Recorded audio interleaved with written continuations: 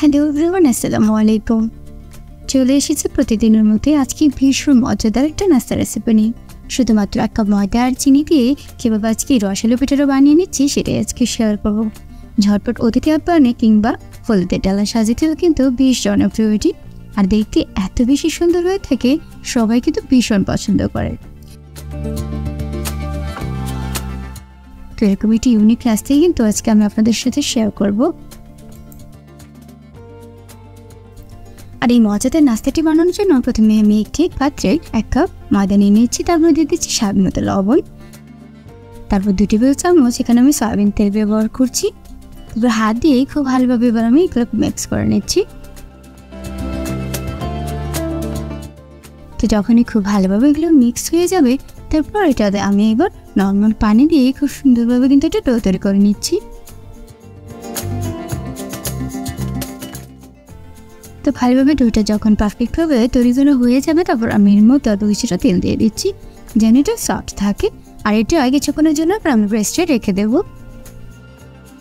আর এটাকে রসে ভেজানোর জন্য এবার আমি সেই রসটা তৈরি করে নেব। আর এই জন্য অন্য একটি পাত্রে আমি 1 কাপের মতো পানি দিয়ে দিচ্ছি।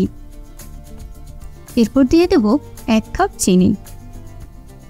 তারপর এগুলোকে খুব ভালোভাবে এবার আমি ছেড়ে জাল করে নিচ্ছি। আর জাল করতে করতে কিছুক্ষণের মধ্যে কিন্তু এটা ফুটতে শুরু করবে। আর বেশ কিছুক্ষণ জাল করার পর এটা একদমই আঠালো হয়ে যাবে। কিছুক্ষণ জাল করার পর দেখতেই পাচ্ছেন এটা কিন্তু আঠালো হয়ে গেছে। তারপর বেশিক্ষণ যেন এটা জমে না যায় সেজন্য এর মধ্যে আমি কিছুটা লেবুর রস দিয়ে দিয়েছি। আর একদমই কিন্তু এখন আঠালো হয়েছে, কিন্তু এটা জমে যাবে না কারণ এর মধ্যে লেবুর রস দেওয়া আছে। তো কিছুটা গরম থাকা অবস্থায় এটাকে আমি সাইডে রেখে দিচ্ছি। অন্য পাশে এবার রেস্টে থাকা সেই ডোটাকে নিয়ে নিচ্ছি। তো এবার খুব ভালোভাবে আমি ডোটাকে মথে নিয়ে কয়েকটা লেচি তৈরি করে নিচ্ছি।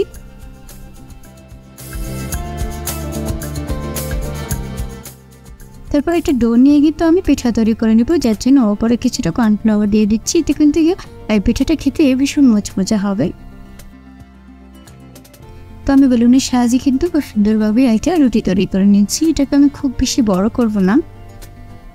আর সাইড থেকে আমি ছাড়পোনা করে আবার কেটে নিচ্ছি।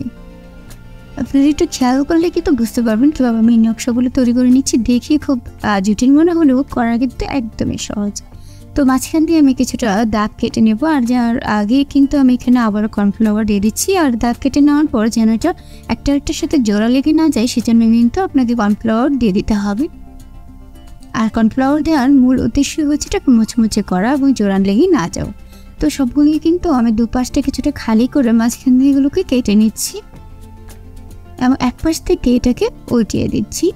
তারপর সাইড থেকে এগুলোকে জোরে লাগিয়ে দিচ্ছি এবং অন্য পাশ থেকে আবারও উল্টিয়ে দিচ্ছি।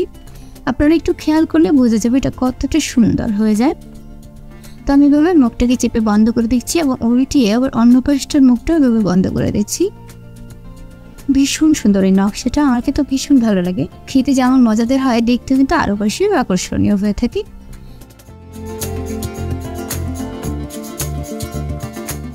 তো দেখতেই পাচ্ছি না দুপাশটা পেঁচিয়ে এবার হচ্ছে মাথাটা মাঝখান দিয়ে উল্টিয়ে দিচ্ছি। তো তৈরি হয়ে গেল আমার এই মুচমুচে রসালো পিঠাটা, যেটা পাতার শেপ হয়ে থাকে। তো আমি এভাবে সবগুলো পিঠা তৈরি করে নিচ্ছি এবং আপনাদের বোঝার জন্য আরও একটি তৈরি করে দেখিয়ে দিচ্ছি। তো বন্ধুরা, আমি আগেই বলেছি যারা ভীষণ সুন্দরভাবে নকশা আকারে নাস্তা তৈরি করতে চাও তারা কিন্তু অবশ্যই আমার চ্যানেলটিকে ঘুরে আসতে পারবে। আমার ডিসক্রিপশন বক্সে কিন্তু অনেকগুলো চ্যানেলের লিঙ্ক দেওয়া আছে, চাইলে তোমরা একটু দেখে নিতে পারো। তো কথা বলতে বলতে কিন্তু সবগুলো নাস্তার রেসিপি তৈরি হয়ে গেছে। আর এগুলো ভেজে নেওয়ার জন্য আমি চুলাতে গরম করে নিয়েছি। আর তাতে একটু করে পাতা পিঠাগুলো এবার দিয়ে দিচ্ছি।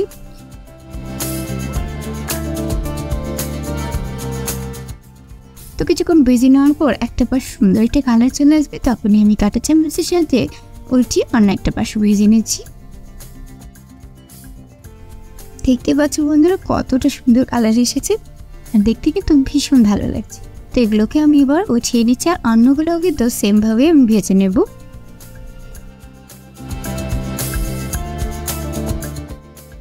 আর যখনই দুপাশটা সুন্দরভাবে হয়ে যাবে তখনই কিন্তু আমি সবগুলো পিঠে উঠিয়ে দেব।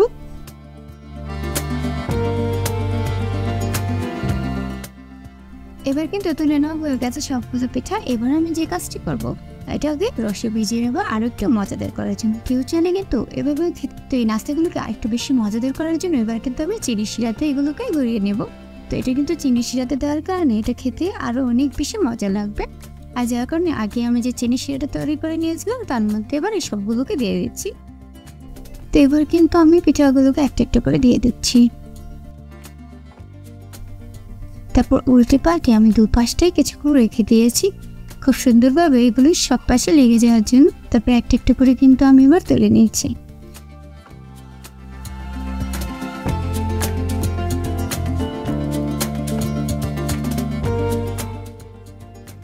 দেখে বুঝতে পারছো বন্ধুরা আমার রেসিপিটা কতটা সুন্দর হয়েছে আর কতটা মজাদার হবে। আমার পরিবার কিংবা অতিথি আপ্যায়নে কিন্তু আমি এটা সবসময় বানিয়ে থাকি আর চেষ্টা করেছি, তাই আপনাদের সাথে আজকে এটা শেয়ার করার জন্য। আশা করছি সবার এটা ভীষণ ভালো লাগবে। এরকম সুন্দর সুন্দর রেসিপি পেতে হলে কিন্তু অবশ্যই আমার কমেন্ট বক্সে জানাতে হবে তোমাদের আজকের রেসিপিটি কেমন লেগেছে। দেখা হবে তোমাদের সাথে আবারও সহজ এবং সুন্দর কোনো রেসিপি নিয়ে। সে পর্যন্ত সবাই অনেক বেশি ভালো থাকবে আর আমার জন্য দোয়া করবে। আল্লাহ হাফেজ।